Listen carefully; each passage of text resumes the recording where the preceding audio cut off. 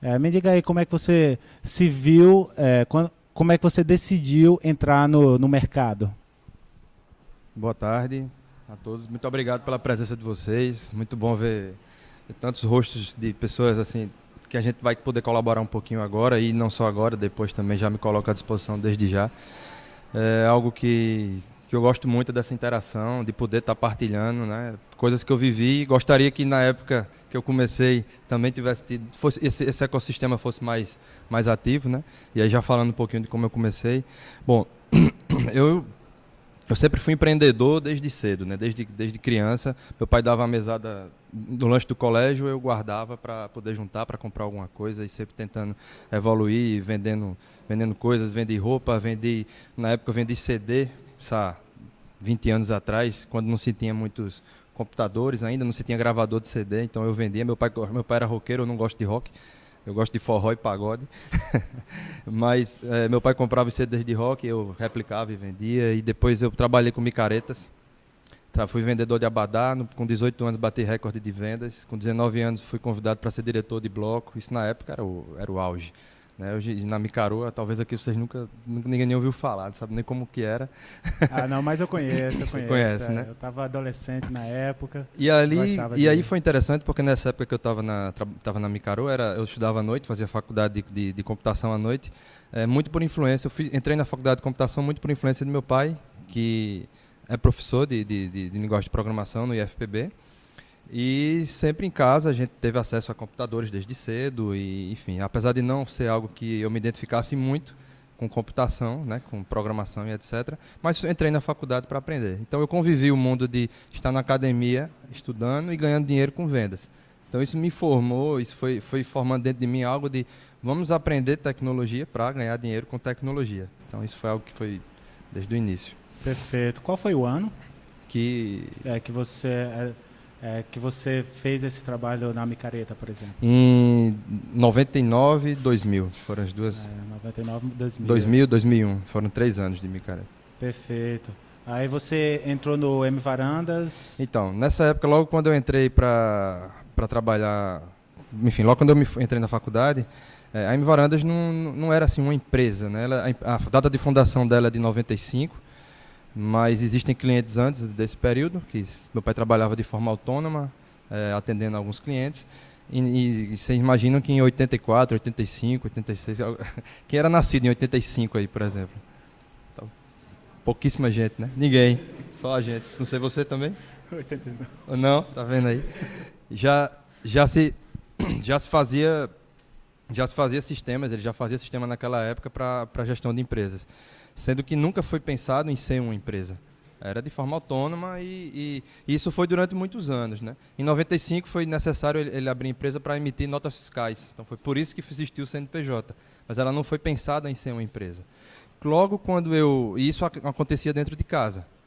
Quando eu entrei na faculdade, e aí logo, com o espírito empreendedor, eu quis trabalhar junto com ele já de cara para entender como é que funcionava aquele ambiente durante o dia. Eu fazia faculdade à noite. E aí precisamos ir para um escritório, que o ambiente de casa não estava legal. Então isso em 98, 99, 99 foi quando entrei na faculdade, e logo de cara a gente foi para o primeiro escritório da M Varandas, eu e ele. Eu, ele e um sócio que tinha na época. E aí foi quando fui despertando em mim, eu fui entendendo, aí foi alguns anos de aprendizado, né, como é que se funcionava essa questão de ser empresa, de tecnologia, aprender sobre tecnologia. Isso foi em 99, foi quando a gente deu os primeiros passinhos para se transformar em um CNPJ com clientes em um formato de empresa. Tá, perfeito. O que eu gosto do seu exemplo é que eu vejo muito claramente o crescimento de uma ideia de fazer software e chegar a software as a service, né? Chegar a uma empresa maturada com hoje a Menu, a sua startup. Eu acho bem bacana. No começo, quanto tempo, quantas pessoas você trabalhava em média nos 2 primeiros anos, 3 primeiros Dentro da anos empresa, dentro da empresa? eu, meu pai e Eduardo, que eram sócios, éramos nós três. Massa. E isso durou alguns anos. Perfeito. Isso é um pouco o samba tech, né? Eles Isso. têm essa estrutura de três, né? O diretor, estagiário e gerente. É sempre assim, sabe? É. Tá bacana. É,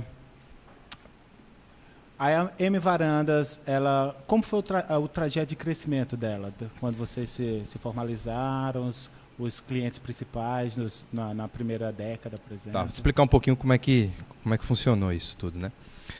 Bom, quando eu comecei a trabalhar, na época, a gente atendia clientes de vários segmentos. Era basicamente uma fábrica de software. Então, se chegava uma demanda de desenvolvimento, a gente fazia, entregava. Outra demanda, fazia e entregava. E isso, na época, a gente fez softwares para laboratório de análises, lojas comerciais, hotéis, restaurantes, enfim. Outro dia a gente listou a quantidade de segmentos que a gente trabalhou, deu mais de 50 já ao longo do tempo, né? Clientes que foram atendidos com os softwares da M Varandas. E eu fui durante um tempo ainda inicial, eu fui alimentando e trazendo mais clientes, né, para a empresa. Eu já tinha esse espírito de tentar vender, além de fazer. Então eu fazia o software, vendia, fazia cobrança, fazia o suporte, era 24 horas, né? Nós éramos multidisciplinares, todos nós fazíamos tudo. Sendo que a gente foi precisando, queria crescer mais, mas não tinha mais tempo para crescer, porque a gente já estava com todo o nosso dia ocupado, já com os clientes que nós estávamos trabalhando na época. E aí nós decidimos, isso por volta dos anos 2000, 2001, a gente decidiu que precisava atender alguns segmentos específicos e precisava dar não para alguns clientes. E aí, nesse processo de dar não para alguns clientes e atender alguns segmentos que fossem mais nichados para a gente poder replicar, e aí já vinha o conceito de startup. A gente não sabia, né? Hoje em dia seria startup, mas na época a gente estava tentando trabalhar um conceito de ganhar mais recursos, ter mais clientes com menos custo de desenvolvimento, né? E aí só que isso é um processo difícil, porque quando você está com uma empresa pequena, nós somos poucas pessoas, fazendo tudo e com a receita entrando, como é que eu vou dizer não para alguns clientes que estão me pagando para poder eu vender mais para outros que eu preciso replicar? Então é uma decisão que não, assim, apesar de tomada, não foi fácil a gente colocar em prática. Então isso foram anos e anos e anos a gente conseguindo dar não e tirar. Então, vou dar um exemplo. Todos os laboratórios de análises clínicas daqui da cidade foram clientes nossos há algum tempo. Rosiane Dória, na análises clínicas, Dr. Gilson Guedes, enfim, entre outros. Foi um segmento que a gente precisou dar não. Como é que você dá não para um segmento inteiro? A gente tinha um software, tinha um produto, estava rodando, a gente precisou descontinuar porque a gente decidiu que dentro do nosso portfólio, né, os softwares que davam mais aderência para a escalabilidade e mais clientes era o segmento de restaurante. A gente não quis entrar no segmento de comércio e varejo de uma forma geral, porque a gente identificou que o valor agregado do produto era muito baixo e entrava numa linha de concorrência muito alta. Então a gente tinha especialidade em restaurante, era que a gente tinha maior quantidade de clientes e a gente identificou ali que era possível ter alguma escala.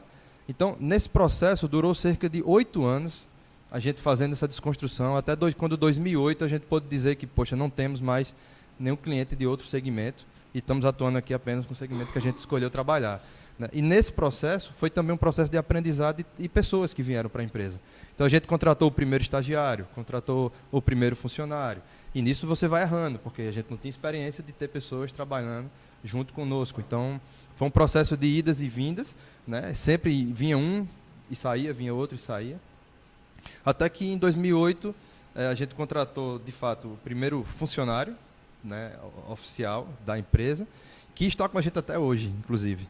Então, em 2009, veio o primeiro suporte técnico da empresa, a primeira pessoa contratada para dar suporte técnico, que está com a gente até hoje na empresa. E a partir daí a gente foi tendo um crescimento um pouco mais acelerado, até que em 2012, posso dizer que 2012 foi um marco, porque naquela oportunidade nós éramos já líderes no mercado local para o segmento que a gente tinha escolhido trabalhar, então a gente tinha conseguido escalar. Nós estávamos com 8 pessoas trabalhando na empresa em 2012, e nós saímos de uma primeira sala menor para uma casa com cerca de 180 metros quadrados, já pensando em expansão da empresa a partir disso tudo que a gente construiu. Perfeito. Qual ano? 2012. 2012, beleza. E nesse tempo aí desse trabalho, de focalizar o trabalho no setor de restaurantes, você consegue ver uma melhora na percepção do segmento, você como prestador de serviço para eles, do entendimento do segmento, e isso teve algum impacto no seu software? Com certeza. Isso, desde o início, né, quando você fala de software as service, desde o início a gente sempre esteve muito próximo do cliente. Então, a gente desenvolvia, mas vendia. A gente desenvolvia e dava suporte. Então, isso fazia com que a gente estivesse muito próximo das dores. E conversando diretamente com muitos clientes, que são clientes da gente desde essa época, temos até hoje, junto com a gente. E esses clientes, esse software, eu costumo dizer que ele é incremental. Nós nunca cobramos por customização do software, desde que a customização estivesse disponível. Então, era um conceito de, não era o software livre diretamente, porque a gente que desenvolvia, mas era um conceito de você colabora e a gente distribui para toda a rede e faz com isso um crescimento do setor. Então, vou dar um exemplo. Em 2010, aqui em João Pessoa, nós já trabalhávamos com sistemas para iPod, para o garçom fazer pedido. Né? Isso é um produto que a gente desenvolveu aqui, na terra. Conseguimos disponibilizar aos restaurantes aqui, local, e em substituição à tecnologia de Palm Top, que era caríssima, um equipamento que quebrava, e desenvolver para iOS em 2010, se hoje já é difícil e tem pouco conteúdo para se desenvolver para isso, imagine em 2010. E o iPod foi o único que era o único equipamento que permitia isso. E era um custo barato, o dólar estava baixo, na faixa de 1,50, então você comprava um iPad naquela portátil por 300, 400 reais.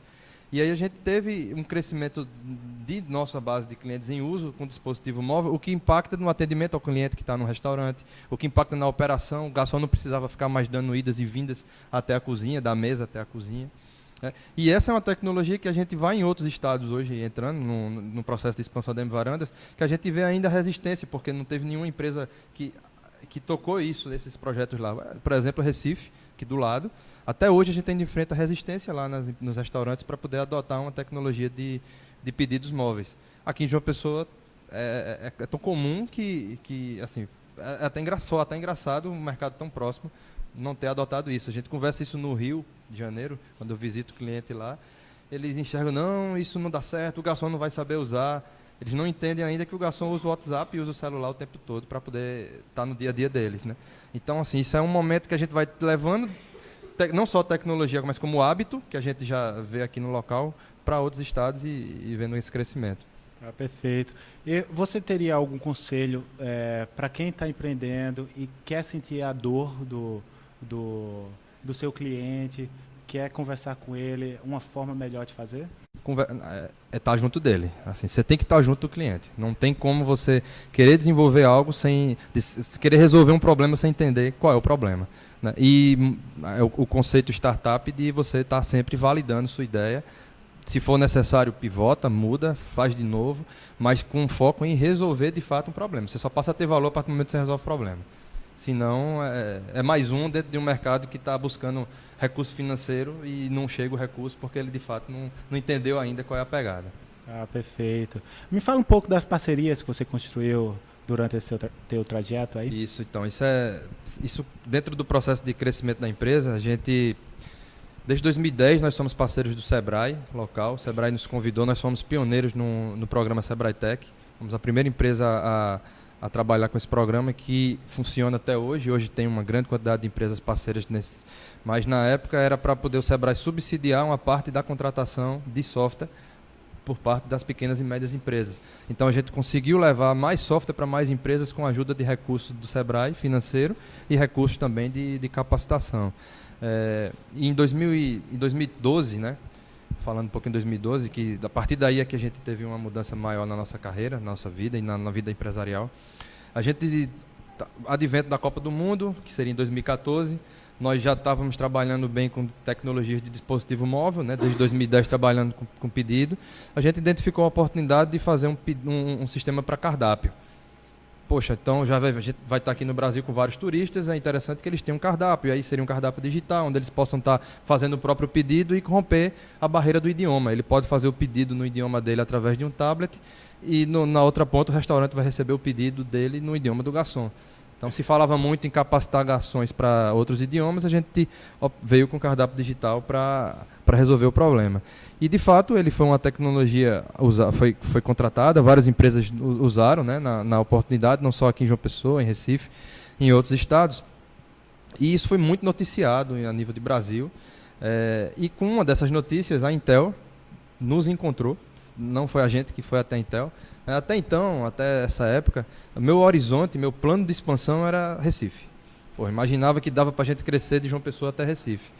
E aí, quando a Intel vem, uma Intel dispensa comentários, ele acha um engenheiro da Intel, um engenheiro francês, e vem em Campina Grande, a serviço da Intel Estados Unidos, e vê seu produto, que era uma empresa, um restaurante que tinha lá, então a gente vê que a barreira de localização tem que ser quebrada a partir daquele momento. E para vocês verem, eu achei que era pegadinha. Ele me mandou 5 e-mails até que eu respondesse. Porque eu digo, não, é impossível, isso é errado. A Intel não vai me procurar, isso não existe, não vai. Até que eu resolvi conversar com o cara e até falei para outra pessoa, é melhor você receber, porque eu acho que não vai ser legal. E aí foi que a gente conversou. E a Intel nos escolheu para desenvolver uma plataforma um framework para desenvolvimentos para tablets Android, né? E que eles já viram da gente funcionando, e a proposta era que a gente pudesse colaborar com a Intel e melhorar o framework para melhorar o desempenho do aplicativo lá na ponta. E a gente fez isso foi em 2013. Em 2014 a gente concluiu o projeto, a gente foi transformado num case Intel mundial, com a mudança da tecnologia para o desenvolvimento do cardápio digital. A partir daí surgiram outras parcerias e a gente começou a ser apresentado para outro mundo. Então eu ia no máximo para Recife, eu estava agora toda hora em São Paulo, a convite da Intel para participar de algum evento, para participar de uma reunião com a Dell, para participar de uma reunião com a Positivo.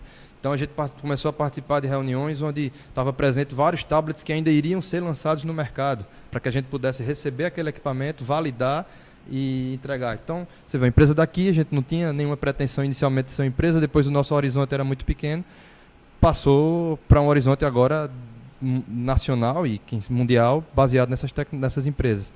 E aí, a partir da Intel, veio a parceria com a Microsoft.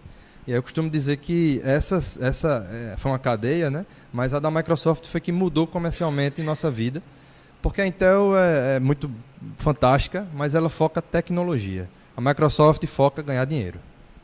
E ela faz a tecnologia para resolver problemas e, com isso, ganhar dinheiro. E eu, até então, assim, por mais empreendedor que eu fosse, eu não tinha uma bagagem de conhecimento do empreendedor, até que recebi algumas consultorias pagas pela Microsoft. Na época não se chamava aceleração ainda. Mas é como isso que eu ia falar agora, né? Não se chamava, não era startup. Quase aceleração Microsoft. Isso. E aí a gente participou de um programa de partners da Microsoft, Software Partners, e aí fizemos várias consultorias, fui para todas as que fomos chamados, e culminou em fevereiro do ano passado, já fechando o ciclo Microsoft, a gente foi convidado para participar da Feira do Empreendedor de São Paulo, que é a maior feira do empreendedor do Brasil, do Sebrae, dentro do stand da Microsoft. Só tinha 2 empresas lá expondo, era a M Varandas e a Stone, que era uma adquirência de cartão de crédito, e era o maior stand da feira, e a Microsoft era patrocinador master. E o case que a presidente da Microsoft falou lá na participação dela no evento foi sobre a história da M Varandas e como a gente estava crescendo. Então a gente imagina, a gente começou a fazer sistema em DOS, e está sendo case Microsoft, era algo surreal para a gente, né? Então foi isso. Então a partir dali, com essas consultorias, foi quando a gente começou a vislumbrar um cenário mundo, né? Um cenário maior. Pensando aí nessas consultorias, qual conselho você daria para quem está começando agora, evitar algum erro ou errar logo? Errar logo. Evitar erro não, errar logo, errar rápido e barato. Esse é o... Tá. Então, se eu sou um programador agora e eu quero fazer alguma coisa para a hotelaria, qual seria meu primeiro passo para chegar a esse produto? Então, falando de empreendedor e ir para a rua, né, ir para o mercado. Primeiro passo que você tem que entender é que rompa barreiras. Isso foi uma coisa que eu aprendi nos últimos anos. E não tem barreira. O mundo hoje, cada vez mais, o que a gente está fazendo aqui impacta no outro lado do mundo muito rapidamente. Uma outra coisa, quem não sabe ainda, quem não estuda ainda, aprenda inglês, estude inglês, foque em você ser fluente em inglês, porque o mundo, como a gente fala, para romper barreiras, o idioma ainda é uma barreira. Então, é importante que se fale. Eu vou citar um exemplo já. A gente participou de um programa de startups em 2015 do Sebrae com o Menil, e nós fomos premiados ao final do ano para participar da TechCrunch Disrupt em São Francisco, nos Estados Unidos. É a maior feira de startups do mundo. E nós fomos participar com um stand lá, A gente estava presente lá também com a gente. E assim, eu tive muita dificuldade porque eu não dominava o inglês. Talvez eu perdi muitas oportunidades ali de fechar negócio. Desde que eu cheguei, a primeira coisa que eu fiz é estudar inglês. Eu lhe falei que tenho um compromisso às 5, eu vou ter aula de inglês. Então eu estudo, todos os dias eu estudo inglês, né? Porque isso me trouxe um problema. Espero que nunca mais me traga. E esse é um conselho básico que eu lhe dou para quem pensa mundo. Esse é o primeiro, começa. Se quem não começou ainda, começa. E tá junto do cliente. Assim, ir para a rua, gastar sola de sapato, né? Como a gente fala. Visitar cliente, entender as dores, visitar como cliente, visitar você como você sendo cliente, o que é que eu posso fazer para resolver o problema dos clientes que estão frequentando aquele ambiente. Daí você consegue levar soluções inovadoras, porque se a gente for falar de softwares de gestão, isso tem vários, tem N no mercado, né? Os conceitos de grandes ERPs versus pequenas startups, que cada uma resolve um problema e alguém precisa juntar aquilo ali. E tem pouca gente ainda pensando em como é que o consumidor pode impactar diretamente na gestão da empresa, né? Positivamente e gerando faturamento. Perfeito. O que eu acho interessante também na M Varandas, né, é o fato de vocês serem uma empresa de tecnologia tradicional, mas está sempre tentando expandir como startup, né? O Menu é um caso interessante. Isso. Eu até vou te perguntar, como é que foi chegar a esse Menu? Como é que foi esse programa aí no Sebrae? Isso, então, vamos lá. Esse conceito de startup, quanto mais eu estudo, mais eu vejo que tudo que a gente fez desde sempre estava dentro dessa ideia, né? Inclusive, se você pegar curvas de crescimento, a gente, lógico que no nosso caso foi anos, né? Mas as curvas seguem a mesma linha. Bom, a M Varandas surgiu no mercado onde se falava muito de ERP. Só se falava de ERP. O meu software tinha que ser um ERP. O que é um ERP? Eu tenho que fazer toda a gestão da empresa a partir do meu software. Então, na época, e durante muitos anos, a empresa boa, o software bom era aquele que resolvesse todos os problemas de todos os setores da empresa. E assim a gente foi trabalhando. Então, vocês imaginam qual o custo de você ter um software gerindo tudo, qual o nível de integração disso, qual o nível de suporte, quantas pessoas precisam estar trabalhando por trás para estar administrando isso. E a gente, nessa época, a gente foi um ponto fora da curva dentro de ERP. Nós não trabalhávamos num ERP, nós trabalhávamos em softwares por módulos e cada empresa contratava exatamente aquilo que ela precisava ter. Então, um exemplo simples, se eu tinha um restaurante e eu precisava controlar minha operação, eu tinha um software para controlar a operação. Eu precisava controlar meu estoque, entrada e saída de mercadoria, recebimentos, etc. A gente tinha um módulo de estoque que eles se conversavam. Na época não se chamava API, mas na época se chamava integração. Então, se conversava através de integração. E assim foi durante toda a nossa história. E assim a gente conseguia ter preço competitivo. A gente levava para o mercado exatamente aquilo que o mercado precisava comprar. E não tinha que chegar com um software grandão, um monstrengo, um ERP, que você tinha que contratar tudo. Né? Claro, na época era sempre... ou contratava tudo ou nada, então às vezes faltava dinheiro. E aí a gente conseguia ser aderente no mercado. E o tempo foi passando e cada vez mais a gente foi entrando nessa linha de fazer novos produtos. E não de querer inchar o que a gente já tinha. O Menu, que surgiu, né, veio através do cardápio digital. Primeiro, o nome Menu veio do cardápio. A ideia era menu novo, Menu. Então, foi uma palavra que não existe. A gente tentou fazer esse jogo, né? Foi uma criação de uma agência daqui, da Sopa Clube, que a gente adorou de cara. E a ideia inicial era que o Menu fosse o cardápio digital, que foi muito adotado. Porém, logo em seguida, a criação e a contratação de várias empresas, o dólar deu uma subida grande. E com essa subida do dólar, o custo do tablet ficou muito elevado. E aí as empresas queriam contratar a solução do cardápio digital, mas não tinham recurso suficiente para investir na compra de tablets. Então a gente, então vamos... E nessa época foi a época que começou a ficar mais comum smartphone, 3G, acesso comum a todo mundo pela internet, né, pelo smartphone. Então a gente começou a desenvolver o cardápio digital em versão smartphone, para resolver o problema do custo do equipamento para a adoção da tecnologia. E com isso foi ao longo de 2014 e 2015 foi quando a gente participou do programa Start PB, que está em outra turma agora, programa do Sebrae, que é para desenvolvimento de startups. E aí foi quando eu comecei a conhecer os conceitos de startup. Voltei para a sala de aula, a gente pensar, o cara está na empresa, já está gerando receita, está no mercado, não estuda, não estudo todos os dias, sem exceção. E volto para a sala de aula sempre que eu acho bacana, sempre que vejo uma iniciativa bacana. E a gente voltou para estudar como é que é esse novo mundo, o que é startup. No começo, a gente, quando ouvia falar de startup, dizia que ia tomar meu mercado. Né? Quando a gente ouvia, pô, a startup está vindo aí, vai detonar o mercado da gente, a gente vai perder esse mercado para startup. E depois a gente foi vendo que não. O que, na verdade, startup é um conceito de empresa e que a gente pode estar sendo uma startup e estar junto de outras startups ou construir outras startups.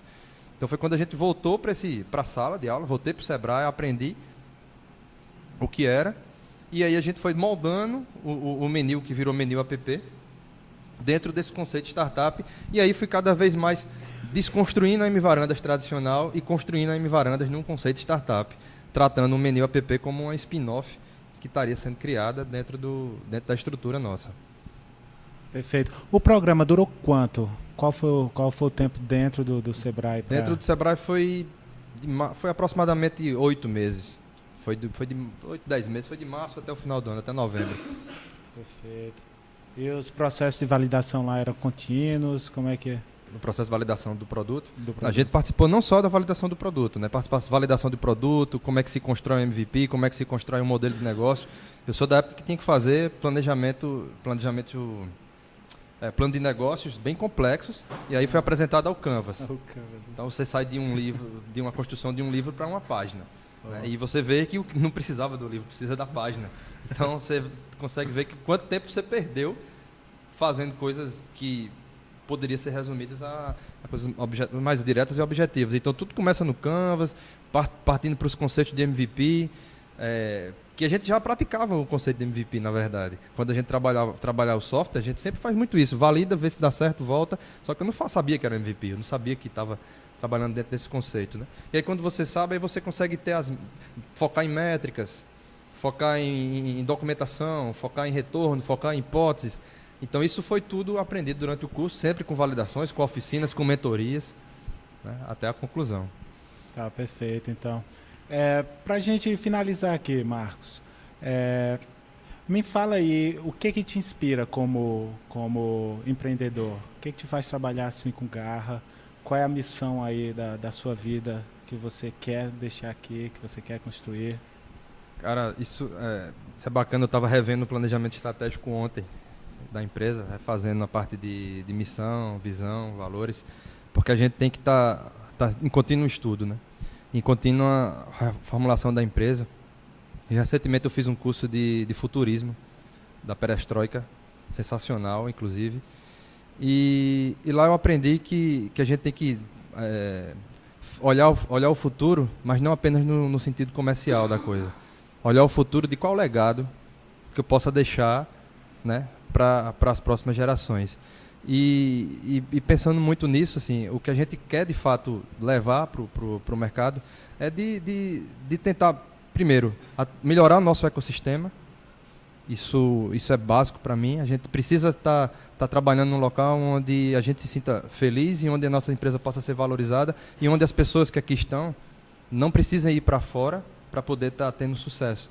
Então, isso é um trabalho árduo que a gente vem fazendo junto com a Sucesso, de tentar melhorar o ecossistema local, né? Deixar isso para as próximas gerações e para que as nossas empresas possam estar fazendo parcerias com as startups de vocês, ou que a gente possa junto construir startups, né? E levar o fruto do nosso trabalho possa ajudar pessoas lá na frente, ou seja, que o empresário que nos contrata possa dormir mais tempo, que ele possa passar mais tempo com a família dele, que ele possa economizar o tempo que ele gasta hoje dentro da empresa fazendo papéis burocráticos, que a gente, através do software, consiga gerar para ele uma melhor qualidade de vida e que os consumidores de seus estabelecimentos possam também ter mais qualidade de vida, economizando tempos que eles perdem em fila, tempo que ele perde com a mão levantada esperando que alguém vá atendê-lo. Então, é esse tipo de coisa que a gente quer trabalhar, que seja qualidade de vida do nosso consumidor e do consumidor do nosso consumidor e das pessoas que venham trabalhar com a gente. Perfeito. Tomando o gancho aí, o que faria um desse pessoal aqui ser interessante para fazer uma parceria com você? Que tipo de pessoa você está procurando como parceiro? Pessoas que executam, que vão lá e fazem. Porque ideia não tem valor nenhum. A ideia só tem valor quando você tira do papel. Então, pessoas que estejam dispostas a fazer, a executar, a gastar sola de sapato, a ir conversar com o cliente, a não ficar olhando para o relógio, É fazer.